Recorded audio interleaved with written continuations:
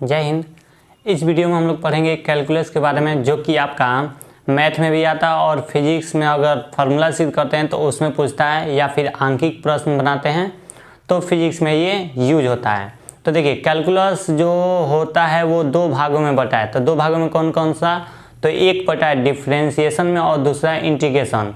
Differentiation को हिंदी में कहते हैं अवकलन और इंटीग्रेशन को कहते हैं समाकलन। इसके बारे में हम लोग पढ़ेंगे। तब देखिए, डिफ्रेंसिएशन सबसे पहले पढ़ेंगे, उसके बाद इंटीग्रेशन। इंटीग्रेशन को भी दो भागों में बटा है, एक तो अनिश्चित बटा है और एक निश्चित समाकलन में। तो इसके बारे में हम लोग बारी बारी से पढ़ेंगे। इस वीडियो में हम लोग सबसे पहले देखते हैं कैलकुलस कितने भागों में बटा है और डिफ्रेंसिएशन का कुछ फार्मूला और उसमें हल करेंगे। तो चलिए वीडियो स्टार्ट करते हैं। देखिए, यहाँ पर सबसे पहले आता है आपका कैलकुलस। तो कैलकुलस को कितने भागों में बांटा गया है देख लीजिए। कैलकुलस हो गया ये आपका, और इसे बांटा गया है दो भागों में। तो दो भाग में कौन कौन सा बटा है ये हम देख लेते हैं। अभी बताए हैं कि कैलकुलस जो है एक बटा है डिफ्रेंसिएशन में और दूसरा बटा है आपका इंटीग्रेशन में। तो हम दोनों के बारे में देखेंगे। तो देखिए, सबसे पहला यहाँ पे हम बांट देते हैं डिफ्रेंसिएशन और इधर बांट देते हैं इंटीग्रेशन हो गया। तो देखिए, डिफ्रेंसिएशन को हम हिंदी में कहते हैं यहाँ पे अवकलन होता है इसका हिंदी।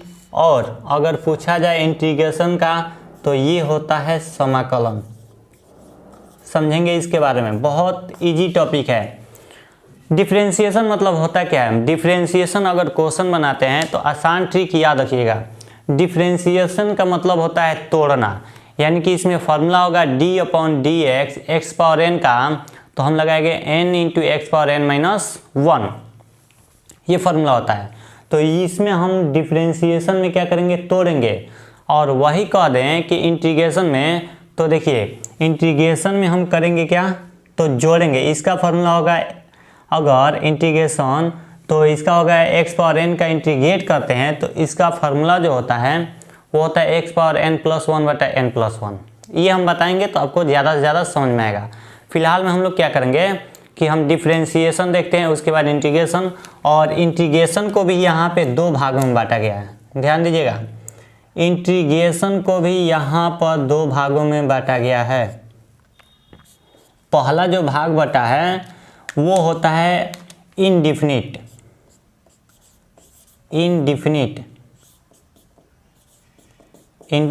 में अनिश्चित होता है इसका, इसे अनिश्चित में बांटा गया है। और दूसरा जो है वो है डिफिनिट, यानी कि इसका जो होगा वो निश्चित होगा। तो समझ लेते हैं दोनों में अंतर क्या है। जैसे हम कह दें, थोड़ा सा ध्यान दीजिए, जैसे हम कह दें कि x + 2। अब बताइए ये निश्चित है कि अनिश्चित है?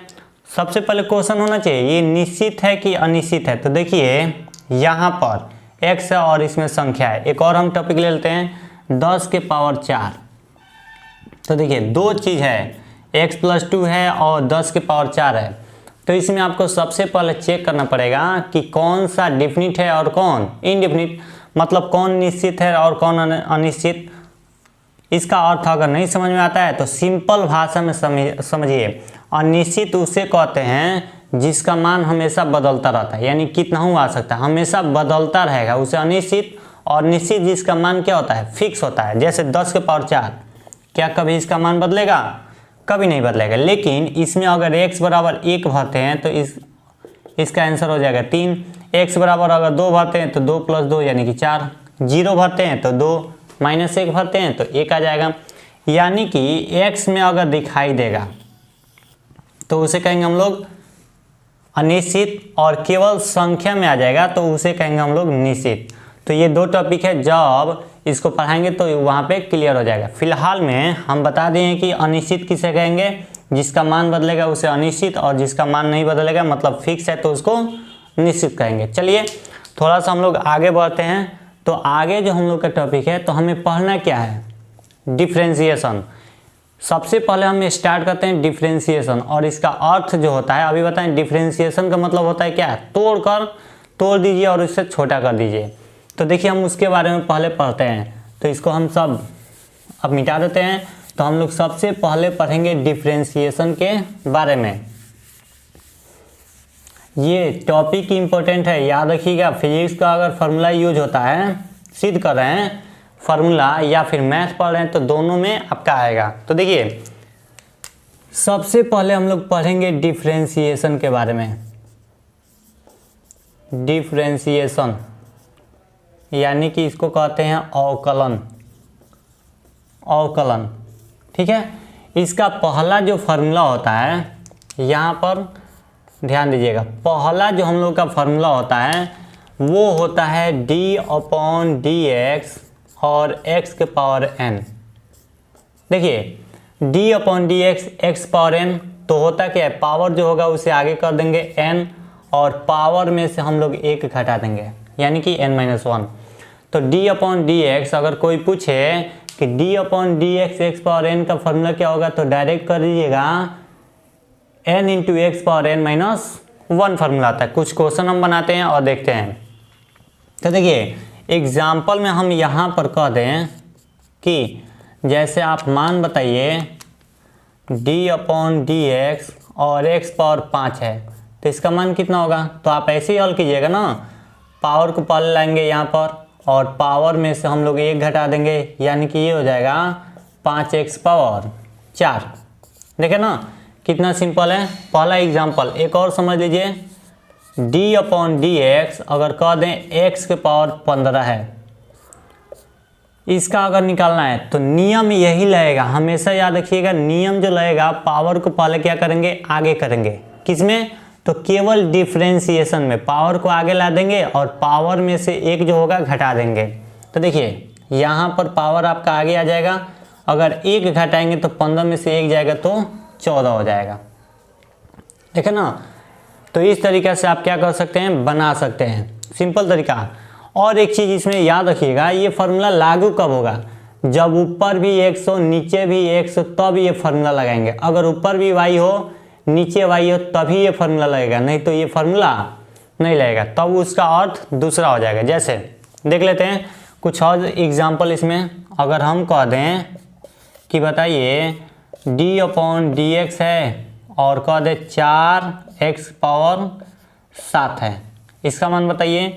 तो क्या करेंगे, 4 तो रहेगा ही पहले से, और इसके लिए जो नियम लगेगा, 4 को रहने देंगे, इसके लिए जो नियम लगेगा, पावर को हम लोग आगे लाएंगे सबसे पहले गुणा में, और इसमें से 1 घटा देंगे, यानी कि ये हो जाएगा 6।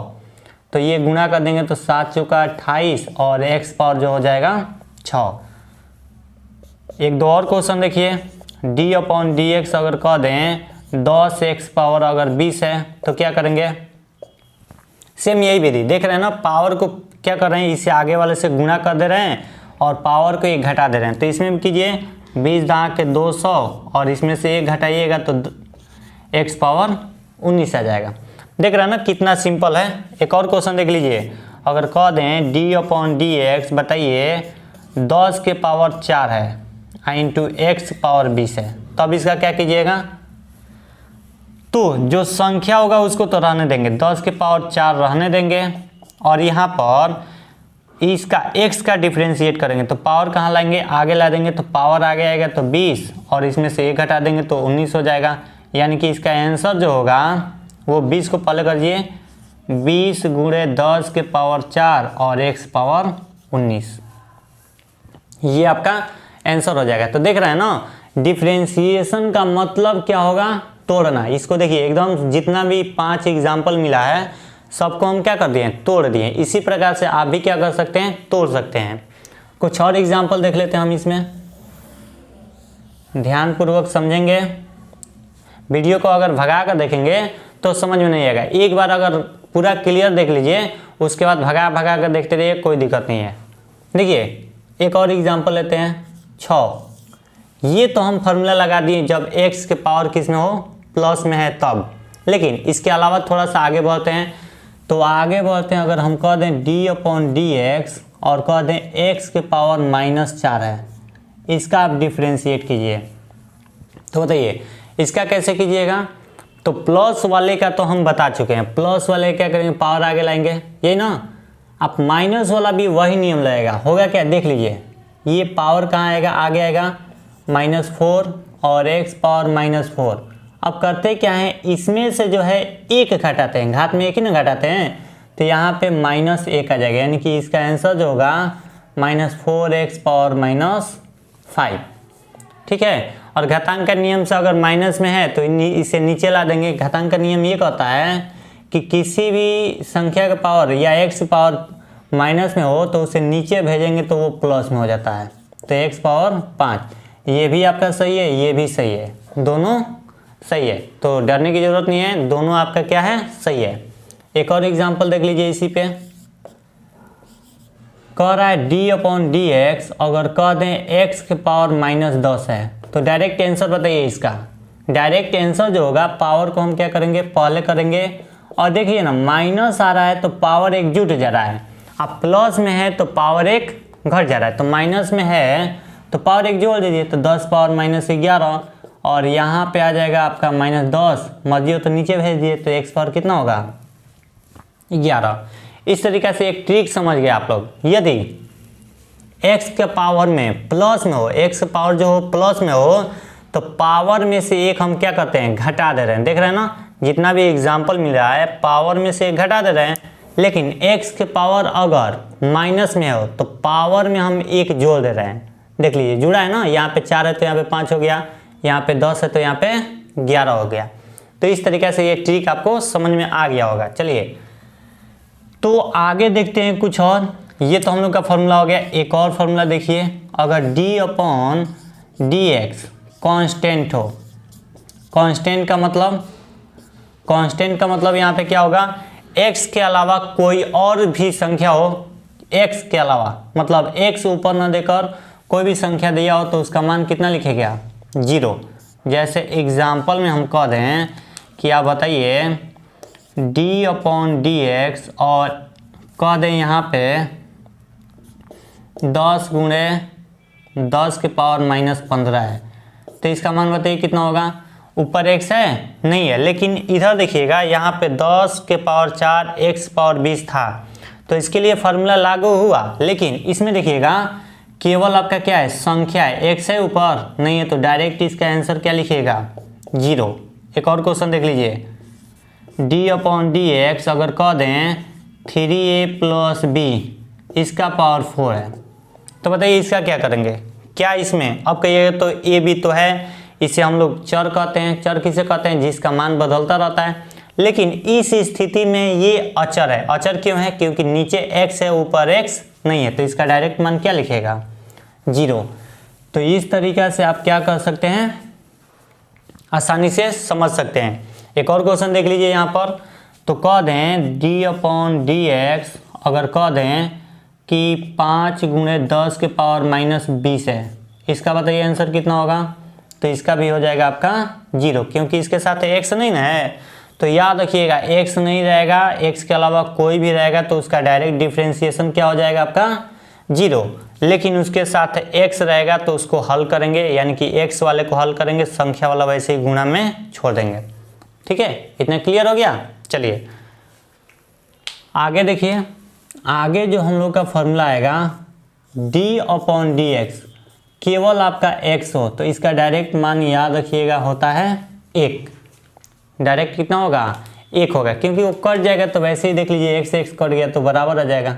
एग्जाम्पल में अगर कह दें कि d/dx बताइए 10x का मान कितना होगा, तो डायरेक्ट करिएगा 10 × 1 यानी कितना हो जाएगा, 10।